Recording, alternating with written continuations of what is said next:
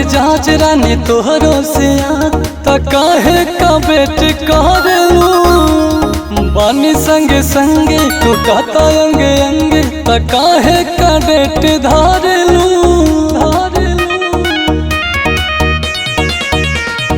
बनल बा मिजाज रानी तोहरो से त काहे का बेट करेलू बानी संगे संगे तू कहता अंगे अंगे त काहे का डेट धारेलू चाहे तू है वो है लागल बमू है हट जन नजरिया से छुई जनी राजा सड़िया खुल जाता कमरिया से जाही नलिया दी राजा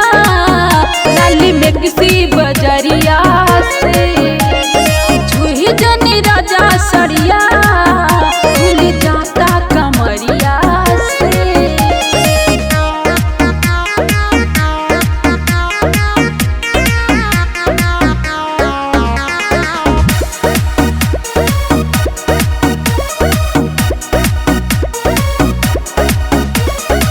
रात दिन तोहरा लेके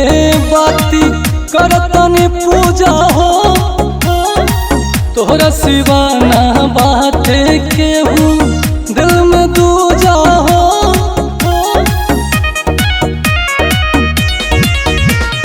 राहे दसैया हमसे बनावे के मीठी मीठी बतिया हो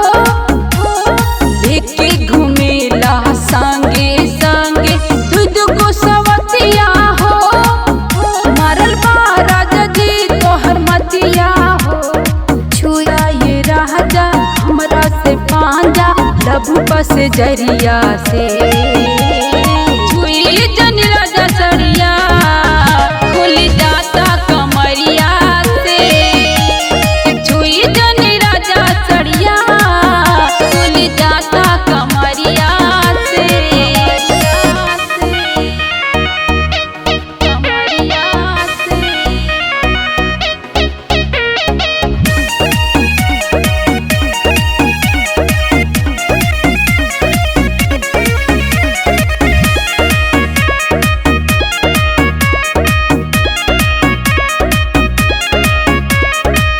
ऐसे रही आँखी के सोझा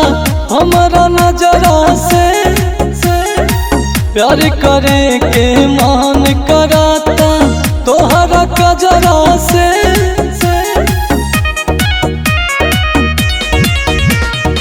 अजित बला मुजद करवा जिद चल जाए घरे हो तोहरा यही अदा पे हमर जियरा जरे हो मरल राजा जी दूर मतिया हो